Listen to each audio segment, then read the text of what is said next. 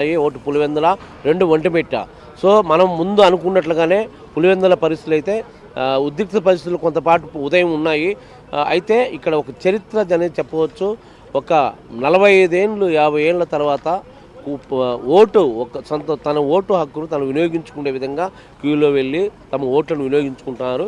ఇక్కడ జరిగిన ఈ సంఘటనలో ఇది ఒక చరిత్ర అయితే అని చెప్పవచ్చు. అయితే ఇక్కడ జరిగిన సమస్య ఏంటంటే ఇక్కడ ఈసీ కావచ్చు, పోలీసులు కావచ్చు, గత కొద్ది రోజులు కూడా 2 రోజులుగా కూడా అప్రమత్తమయ్యారు. ఎక్కడా ఎలాంటి అవాంఛనీయ సంఘటనలు జరగకుండా చాలా ప్రశాంతంగా పులివెందుల వాతావరణం, ప్రశాంత వాతావరణంలో పులివెందుల ఎన్నిక జరగాలని అనేది టీడీపీ అధినేత చంద్రబాబు కూడా అప్పటి సీఎం హోదాలో మొన్న కూడా చెప్పడం జరిగింది.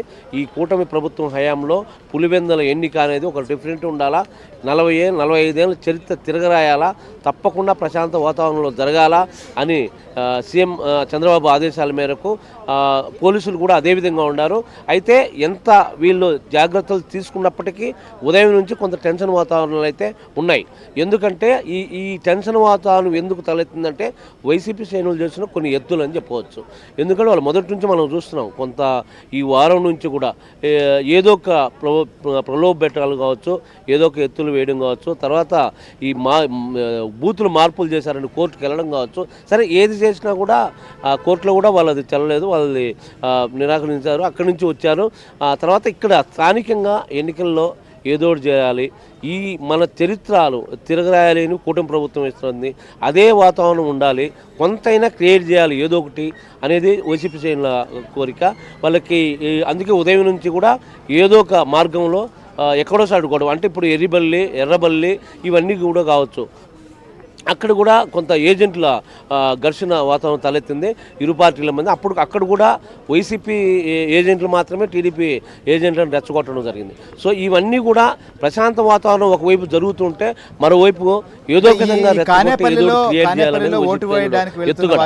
మొత్తం మీద కార్యకర్తల పైన వైసీపీ సంబంధించినటువంటి వాళ్ళు దాడి చేశారు, కారు అద్దం కూడా ధ్వంసం చేశారు అనేటువంటి విజువల్స్ కూడా మనం చూస్తున్నాం. ఏంటి అక్కడున్న పరిస్థితి ఏంటి? ప్రస్తుతం అక్కడికి పోలీసులు చేరుకున్నారా? అక్కడ ఓటు వేయడానికి వెళ్తున్నటువంటి వారిని ఓటు వేసేందుకు పంపించే ప్రయత్నాలు జరుగుతున్నాయా లేదా? అంటే ఇప్పుడు మీరు అనేది వాస్తవమే. ఫస్ట్ అక్కడికి వెళ్ళేటప్పుడు వీళ్ళని అడ్డుకొని, టీడీపీ శ్రేణులను అడ్డుకొని, ఓటర్లను అడ్డుకొని కొంత డిస్టర్బెన్స్ చేద్దాం. ఇప్పుడు నేను చెప్పిన ప్రకారం అయితే అదేవిధంగానే ఏదో ఒక విధంగా ప్రతి బూత్లో ఎక్కడో చోట కొంత డిస్టర్బెన్స్ చేయాలి అనేది వారి ఉద్దేశము. కాబట్టి ఈ నేపథ్యంలోనే అక్కడ గొడవకు జరిగింది. టీడీపీ శ్రేణులు కూడా అక్కడ ఎక్కువ సంఖ్యలో మోహరించడంతో సో ఇరు వర్గాల మధ్య కొంత ఘర్షణ వాతావరణం తలెత్తింది. కారు కూడా కొద్దిగా ధ్వంసం కావడం జరిగింది. ఆ తర్వాత సకాలంలో పోలీసులు అక్కడ చేర్చుకొని యథాతథంగా ఆ పోలింగ్ బూత్ దగ్గరికి ఓటర్లను పంపిస్తున్నారు. ఇప్పటికైతే అక్కడ ప్రశాంతంగా ఉంది. మిగిలిన చోట్లయితే కన్నా 6 గ్రామ పంచాయతీల పరిధిలోని మొత్తం అన్ని బూతుల్లో కూడా ఇప్పటికైతే తన ఓటు తన హక్కు వినియోగించుకునే హక్కు ఉంది. ఎందుకంటే అందరూ ఓటర్లకు ఉదయం నుంచి కూడా భారీగా వెళ్తున్నారు. ఇది తొలిసారి అని చెప్పవచ్చు.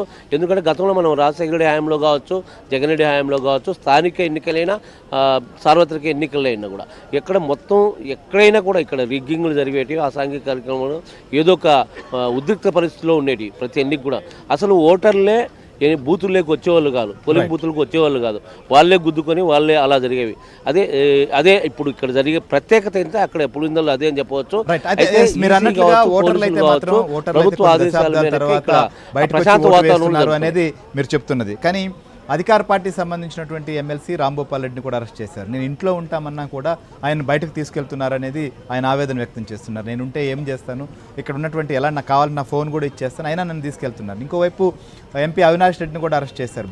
గొడవలు చేసే వాళ్ళు బయట ఉన్నారు, మమ్మల్ని అరెస్ట్ చేసి తీసుకెళ్తున్నారు ఆయన చెప్తున్నారు. సో ఎట్లా చూడాలి ఈ 2 పరిణామాలను? అంటే ఇది కూడా ఈ విషయం మీరు అన్నది కరెక్టే. ఎందుకంటే ప్రభుత్వ ఆదేశాలు, ఈసీ ఆదేశాలు, ఎందుకంటే ప్రశాంత వాతావరణంలో జరగాలి. ఎక్కడెక్కడ బయట లీడర్లు తిరగకూడదు, ఎక్కడ వెళ్ళినా ఏదో ఒకటి కొన్ని జరుగుతాయి కొందరు నాయకుల వల్ల అనేది